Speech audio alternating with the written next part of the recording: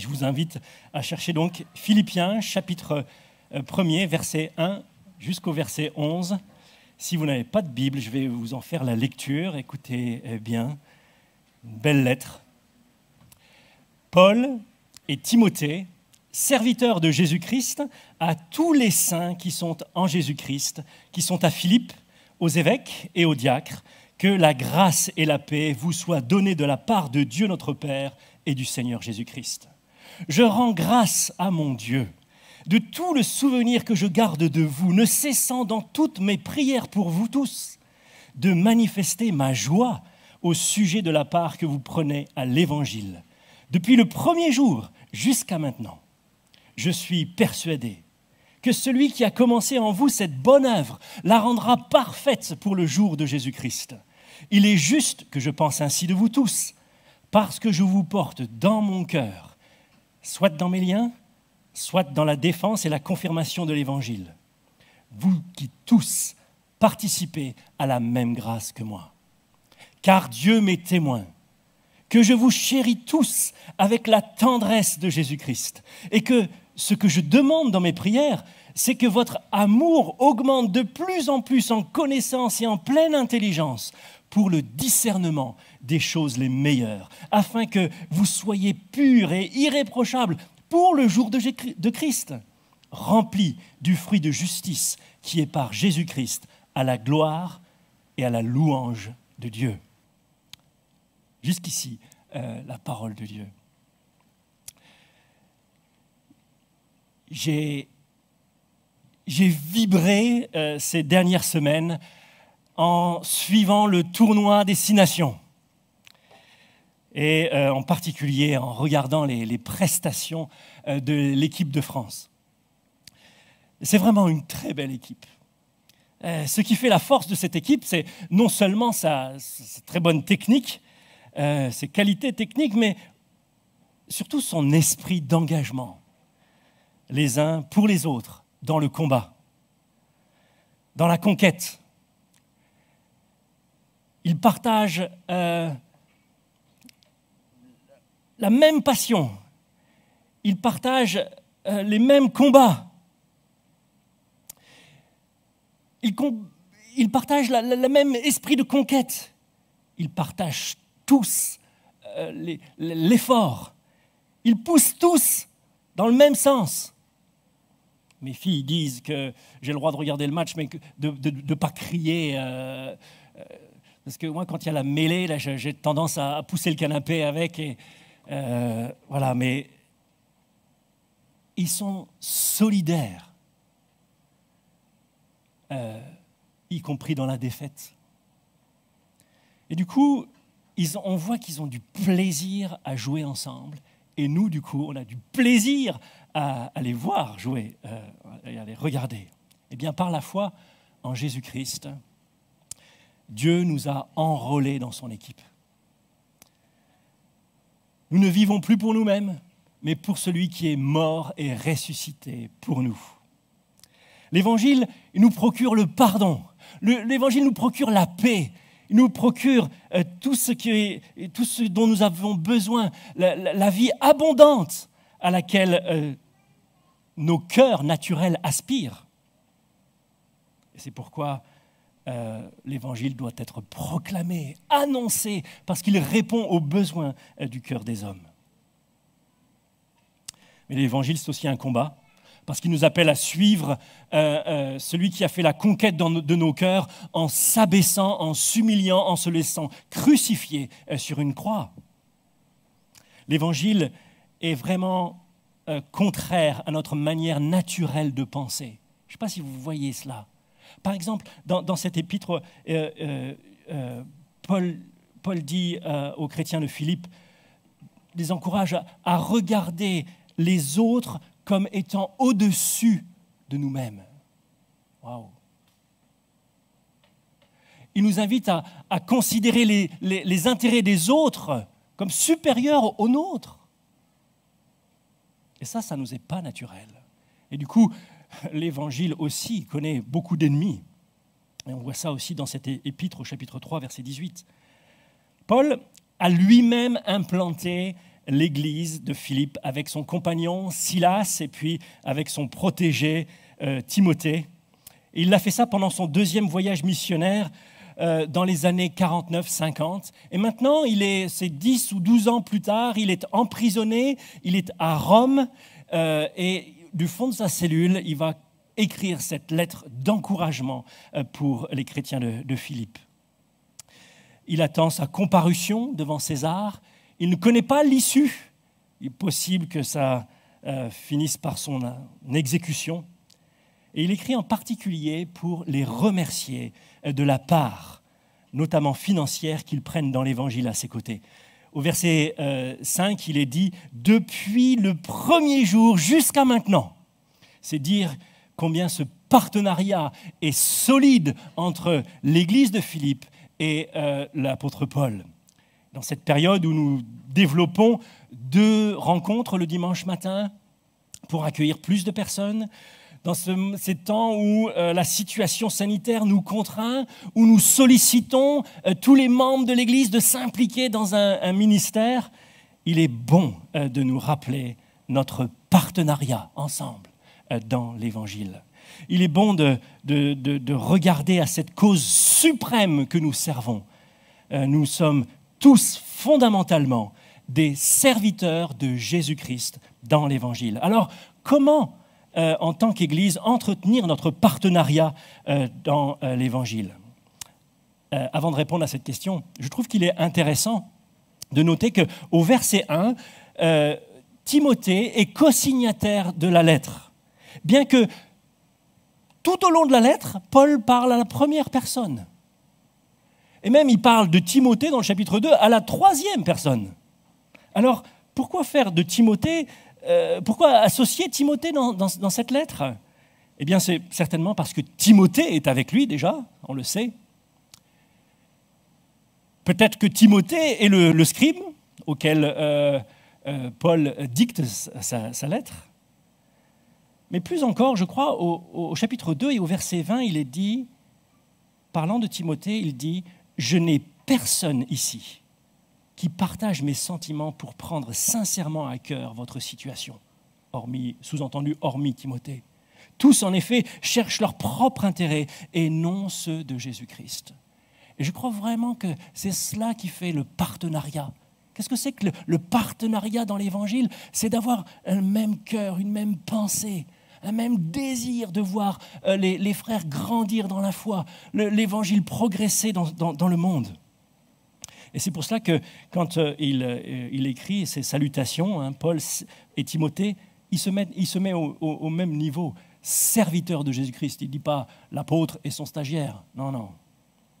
Alors, regardons 3 raisons ou 3 manières d'entretenir notre partenariat. On verra en disant notre gratitude envers Dieu pour nos frères. On verra ensuite en disant notre assurance et notre affection envers nos frères. Et puis, enfin, ce que nous demandons à Dieu pour nos frères.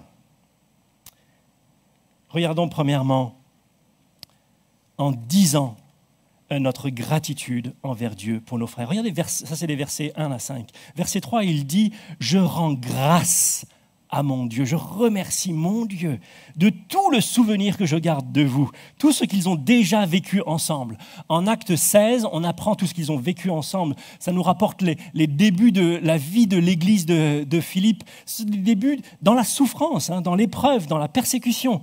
Là, il y a cette conversion remarquable d'une commerçante, elle s'appelle Lydie, et puis les premières réunions qui ont lieu dans sa maison, et puis ensuite il y a cette délivrance d'une femme qui a été possédée d'un esprit de divination et qui et sa guérison provoque un grand trouble dans toute la ville parce que les propriétaires, ceux qui exploitaient cette pauvre femme ont perdu leur source de revenus. Ils sont en colère, ils s'opposent du coup à l'apôtre Paul et à Silas qui ont amené cette femme à la liberté. Et puis, ils sont arrêtés, ils sont roués de coups. Ils sont jetés en prison et on leur met des pièces de bois aux pieds pour les maintenir dans une position douloureuse. malgré cela, ils chantent les louanges du Seigneur, comme on l'a dit tout à l'heure. Et puis, au beau milieu de la nuit, il y a un miracle extraordinaire. Un tremblement de terre vient secouer toutes les portes de la prison. Les chaînes des prisonniers tombent. Et puis, le geôlier, là, effrayé par la situation, il va répondre de sa propre vie sur la garde de tous ces prisonniers. Il pense qu'ils sont tous partis. Il s'apprête à se tuer. Et Paul et Silas lui disent « Non, je ne te fais pas de mal, on est tous là. » À ce moment-là, c'est pire encore. Il réalise « Mais alors, qui est-ce qui a secoué cette prison ? C'est Dieu. Et moi, j'ai maltraité les serviteurs de Dieu. » Alors il se jette à genoux. Et puis, il se tourne vers Paul et Silas, leur demandant « Mais que dois-je faire pour être sauvé ?» Paul et Silas leur expliquent l'évangile, et puis lui se convertit, toute sa famille, et tous ensemble, ils sont baptisés. Juste après, ils sont libérés de prison. Les responsables de la ville qui les ont jetés en prison, qui les ont fait battre, viennent leur faire des excuses parce qu'ils apprennent que Paul et Silas sont des Romains, ils ont la citoyenneté romaine, ils sont juifs de citoyenneté romaine. Et là, il tremble. On n'a pas le droit de malmener un citoyen romain, de le jeter en prison sans procès. Et puis, Paul et Silas partent. Ils continuent leur voyage vers Thessalonique. Et puis, les Philippiens envoient régulièrement des finances à Paul et Silas pour qu'ils puissent continuer à faire l'œuvre de Dieu. Waouh!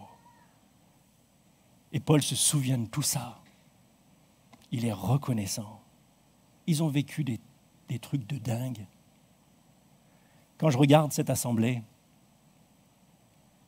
je vois aussi des partenaires dans l'Évangile. On a vécu aussi, nous, des trucs de dingue. J'ai regardé il y a quelques jours des albums photos.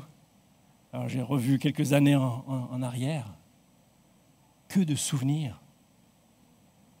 Des conversions qu'on a vécues ensemble.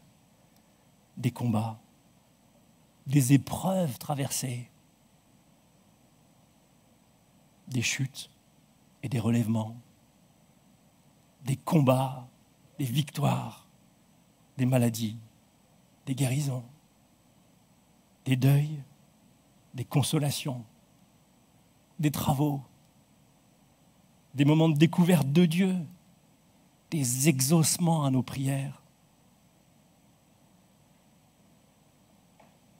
des voyages missionnaires, des partages de l'Évangile. C'est un trésor de souvenirs que l'on a ensemble. Et on a besoin de se souvenir et de rendre grâce à Dieu qui a produit ces choses, qui a fait ces choses dans nos vies. Versets 4 et 5, Paul est réjoui à cause de la part qu'ils prennent dans l'Évangile. Ils ont cru en l'Évangile, ils le partagent et ils le vivent au milieu de cette ville.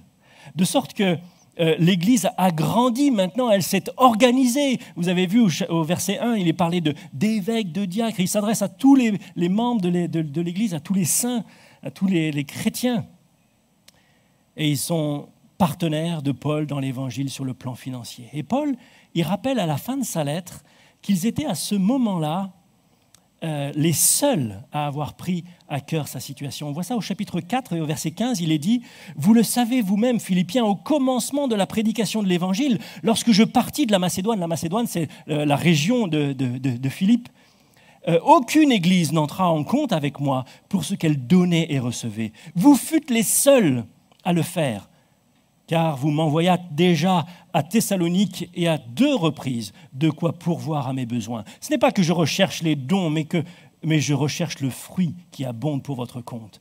J'ai tout reçu et je suis dans l'abondance. J'ai été comblé de biens en recevant par Épaphrodite, ça c'est un ami de Philippe, de l'église de Philippe, ce qui vient de vous comme un parfum de bonne odeur, un sacrifice que Dieu accepte et qui lui est agréable. On sort d'une série sur le Lévitique. Un sacrifice d'une odeur agréable à Dieu. Ça, c'est l'offrande des chrétiens de Philippe. Et c'est donc un amour sacrificiel en imitation de l'œuvre de Jésus-Christ qui les anime, qui les ont poussés à donner. Les églises de Macédoine étaient pauvres, mais elles étaient généreuses. Quand on rentre chez nous, après avoir rencontré des frères et sœurs dans la foi, ça n'est pas rare que l'un ou l'autre de la famille dise « Quelle église de dingue! Merci Seigneur !» On n'a pas beaucoup de vocabulaire dans la famille, vous avez remarqué. Mais ça veut dire juste qu'on est émerveillé de ce que nous voyons. Nous sommes émerveillés par la joie, l'amour, le zèle, la créativité, la compassion, le dévouement que vous manifestez. Je confesse qu'il nous arrive parfois aussi de critiquer, pardon pour cela. Mais aujourd'hui, je veux dire toute ma reconnaissance au Seigneur pour ce qu'il produit dans vos cœurs. C'est vrai, je suis vraiment heureux de voir l'Église comme une ruche vivante, en mouvement, qui porte du fruit. Les différents groupes d'enfants, de jeunes, d'études, d'assistance aux personnes, de prière, d'accueil, les cellules, les équipes de travaux, de visites, de missions. Mais ce n'est pas simplement l'agitation qui m'émerveille, mais plus encore l'esprit dans lequel tout cela est fait, cet esprit sacrificiel. C'est fait par l'Évangile et pour l'Évangile. Et l'Évangile implique cela, un amour sacrificiel. Et puis ensuite, il termine avec leur fidélité. Il est émerveillé par leur fidélité, il dit depuis le premier jour jusqu'à maintenant. Ma famille et moi, on est arrivés dans cette église il y a 23 ans. Si je paraphrase l'apôtre Paul, en 1 Corinthiens 15, plusieurs sont morts. D'autres ont quitté l'église et la ville, mais d'autres encore, la plupart, sont encore vivants. Et ils peuvent témoigner de cela et des progrès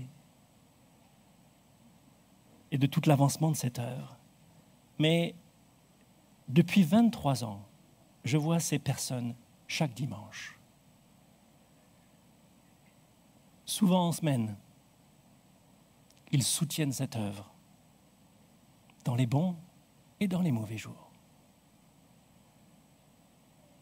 Moi, j'ai tendance à être très intéressé par les nouvelles personnes. Dès qu'il y a une nouvelle personne, ça me... Mais aujourd'hui, je voudrais aussi dire toute ma reconnaissance à toutes ces personnes qui sont là, juste persévérantes dans l'œuvre de Dieu. Merci Seigneur. C'est lui qui manifeste sa fidélité, sa persévérance dans vos vies. Et c'est ce qui amène l'apôtre Paul à regarder maintenant vers l'avenir, au verset 6. Et moi, ça m'amène à mon deuxième point, en disant notre assurance et notre affection envers nos frères. Dans les versets 6 à 8, il dit au verset 6, « Je suis persuadé que celui qui a commencé en vous cette bonne œuvre la rendra parfaite pour le jour de Jésus-Christ. » Le jour de Jésus-Christ, ça désigne le moment où les croyants seront glorifiés, le moment où ils vont paraître dans la présence de Dieu, le jour où on le verra face à face. Il dit ici, nous serons parfaits. L'œuvre sera parfaitement achevée et définitivement achevée. Il n'y a aucune possibilité d'échec et il n'y a aucune possibilité d'accomplissement partiel. Non, ce sera complet, c'est sûr. Vous savez, les hommes font des expériences et ils se ratent. Mais Dieu, lui, il ne fait pas d'expérience. Dieu, il accomplit son dessein. La chose va se faire. C'est cela qui est merveilleux. Si l'œuvre commencée est celle de Dieu, il l'achèvera. Et le projet de Dieu, c'est que nous soyons tous amenés à sa ressemblance, à la ressemblance de Jésus-Christ. Dieu nous a choisis. Il nous a attirés à lui. Il nous a ouvert le cœur. Il nous a montré à quel point nous étions pécheurs et désespérés, condamnés. Mais il nous a montré aussi la grandeur de l'amour de Jésus-Christ, couvrant toutes nos fautes à la croix et payant pour nous obtenir un plein pardon et une pleine justice devant Dieu. Et puis, de cette assurance qu'il met dans notre cœur d'être un jour dans sa présence, achevé, parfait en lui. Quel privilège, quel merveilleux message. On applique presque toujours cette promesse à la sanctification personnelle et je crois qu'on fait bien de le faire. Mais dans le contexte immédiat, il s'agit aussi du partenariat des Philippiens qui sera amené à la perfection dans l'œuvre de l'Évangile. En Église, ils ont cru, ils ont reçu l'Évangile, ils le partagent, ils travaillent ensemble, ils ont vraiment incarné cet Évangile en se donnant eux-mêmes à l'exemple d'Épaphrodite. Et Dieu va amener cette œuvre à la perfection. L'œuvre de l'Évangile, l'œuvre missionnaire sera achevée. Tous les élus seront réunis et tous les saints par vocation le seront véritablement et définitivement.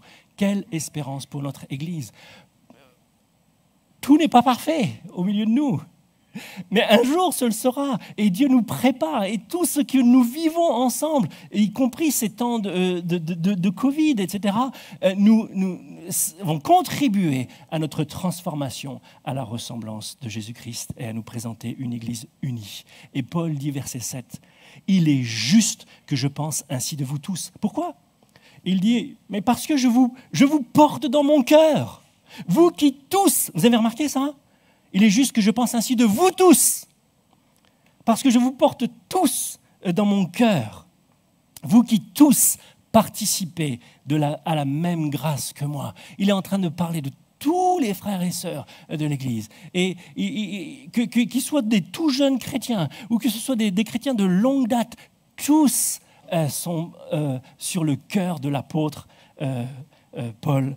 Et il les chérit. Et au verset 8, il exprime encore cela différemment. Il dit « Parce que je vous chéris tous avec la tendresse de Jésus-Christ. » Waouh!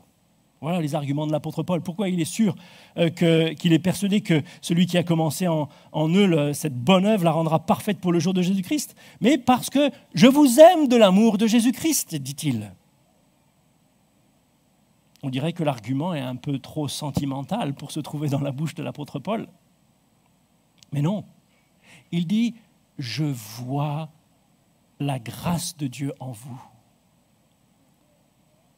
Je vois la grâce de Dieu en vous. Et il dit ici, soit dans mes liens, soit dans la défense et la confirmation de l'Évangile. En fait, les Philippiens, quand ils ont vu l'apôtre Paul arrêté, traité comme un malfaiteur, quand on l'a roué de coups et jeté en prison, ils auraient pu se dire ouais, le message de l'Évangile,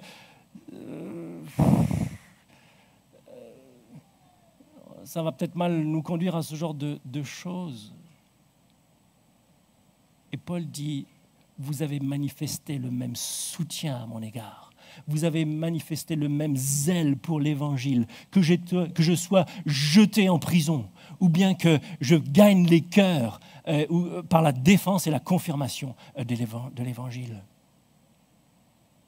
Quand l'Évangile a du succès ou quand il est contesté, vous étiez là. Et il dit, je vois cette grâce en vous. Aussi Dieu a mis dans mon cœur l'affection que vous porte Jésus-Christ. Donc, je suis persuadé que celui qui a commencé en vous cette bonne œuvre la rendra parfaite pour le jour de Christ. Comment persévérer dans ce partenariat les uns envers les autres, malgré certaines faiblesses, certains manquements, certains péchés, certaines défaillances? Si je reprends mon illustration du début, comment, quand un joueur fait une erreur et fait perdre le match. Comment est-ce qu'on vit ça?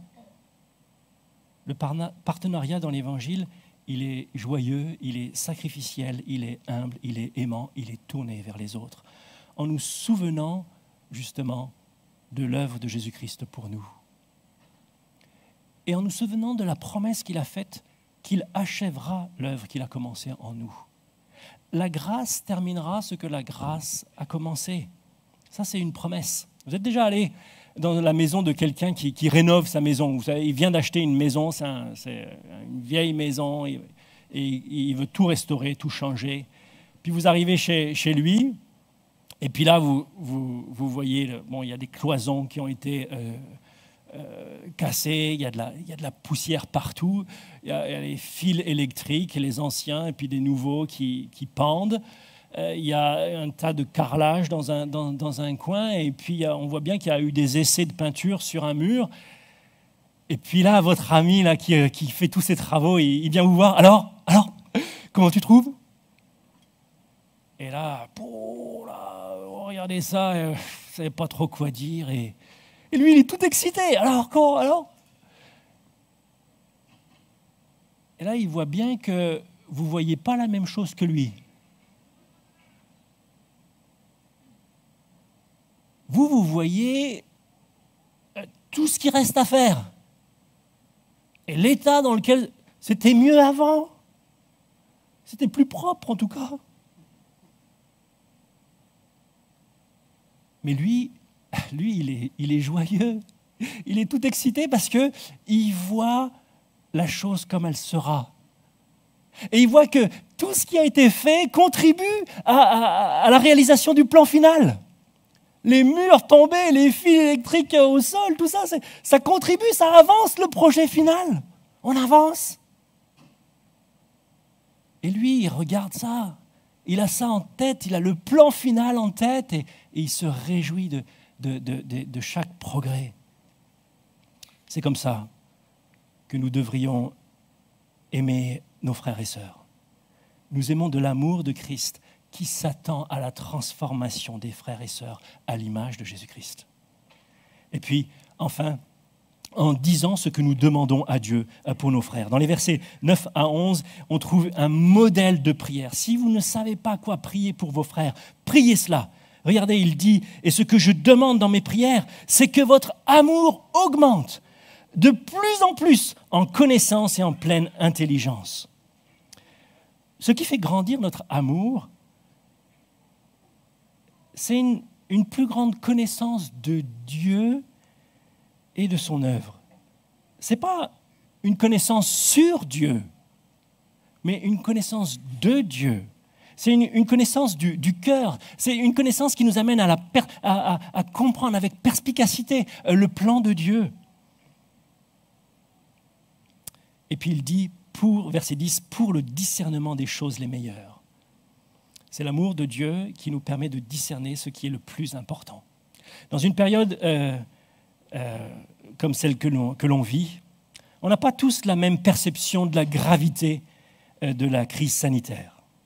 On n'a pas tous la même liberté dans l'application des consignes gouvernementales. On n'a pas tous la même histoire avec le virus. On n'a pas tous la même résistance. On n'a pas tous le même accès au vaccin même. Mais l'amour va nous permettre de tenir compte de l'autre. L'amour de Christ ne va pas scandaliser ou blesser son prochain. Mais on va rechercher son édification. On va rechercher sa conformité à Jésus-Christ. L'amour va protéger l'unité de l'Église. Voilà les choses les meilleures. Voilà nos priorités.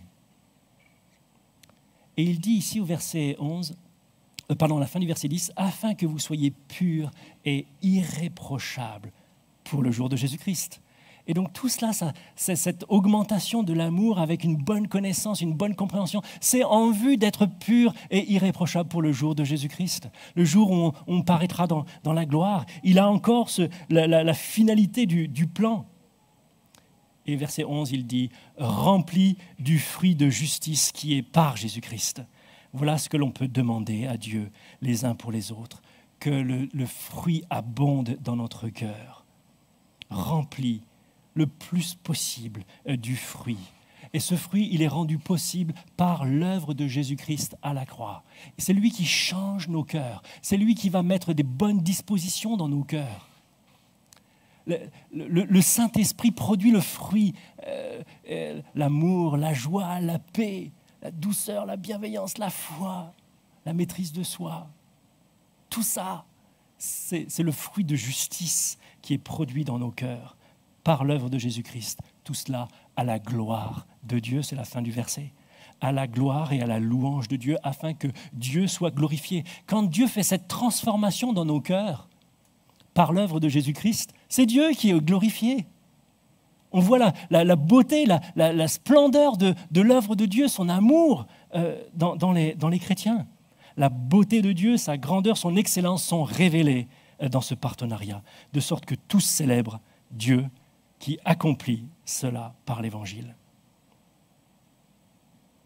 Et du coup, les croyants et les gens du dehors, ils découvrent ça, ils disent « mais waouh, il y a de l'harmonie, il y a de la joie, il y a de la bonté, il y a de la paix, il y a de la concorde. » Voilà ce que nous pouvons prier les uns pour les autres. Vous avez remarqué mes titres en disant notre gratitude. Ce n'est pas simplement en étant reconnaissant. C'est en disant notre assurance et notre affection à nos frères. Pas simplement en étant sûr dans notre cœur qu'il va le faire. C'est en disant ce que l'on prie et pas simplement en priant qu'il fait ça. Et un commentateur a écrit ceci, il dit « En tant que chrétiens, nous avons tendance à être parcimonieux avec les éloges et généreux avec les critiques. » Et je reconnais que c'est souvent mon cas.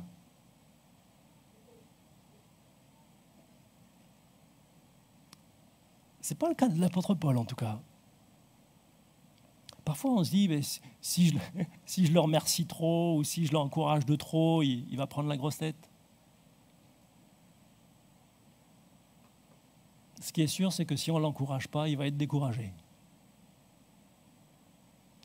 Paul, il savait dire quand une chose n'allait pas, mais il cherchait continuellement à repérer la grâce de Dieu dans les vies de ses frères et sœurs et de célébrer Dieu pour cela, et en célébrant Dieu à haute voix, il encourageait ses frères et sœurs. Alors comment entretenir notre partenariat pour l'Évangile? Remerciez Dieu pour vos frères et sœurs en vous souvenant de la grâce de Dieu en eux, et dites-leur. Aimez vos frères et sœurs dans l'assurance de l'achèvement de l'œuvre de Dieu en eux, et dites-leur. Priez pour vos frères et sœurs, que Dieu augmente leur amour pour qu'ils discernent les choses les meilleures, qu'ils soient purs et irréprochables pour le jour de Jésus-Christ. Et dites-leur, nous voulons vivre ensemble l'Évangile. Ça signifie annoncer l'Évangile, se rappeler l'Évangile et vivre l'Évangile de sorte que Dieu soit glorifié au milieu de nous.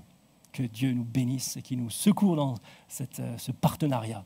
Prions Dieu pendant que nos frères musiciens nous rejoignent. Seigneur notre Dieu, nous voulons te remercier de tout notre cœur pour cette lettre, Seigneur, qui nous encourage dans le partenariat de l'Évangile. Je veux te remercier, Seigneur, pour cette église ici, le BTM. Je te remercie pour l'engagement, Seigneur, de chacun des frères et sœurs. Je te remercie pour le zèle qui est manifesté à ton égard. Je sais que l'amour dont ils aiment, c'est un amour sacrificiel qui ne regarde pas à ses intérêts, mais aux intérêts de Jésus-Christ. Et je prie pour que tu les bénisses, Seigneur, que tu nous réjouisses de pouvoir vivre une vie d'église de la sorte. Je veux te prier aussi, Seigneur, mon Dieu, de nous réjouir, Seigneur, dans la perspective que tu vas accomplir et achever parfaitement l'œuvre que tu as commencée en chacun d'entre nous. Merci de ce que tu vas continuer à faire ton œuvre en bâtissant ton Église ici. Et on veut te louer aussi, Seigneur notre Dieu, pour l'enseignement qui nous est donné sur comment prier les uns pour les autres. Et je veux te prier pour mes frères et sœurs ici, que tu remplisses leur cœur de ton amour, Seigneur.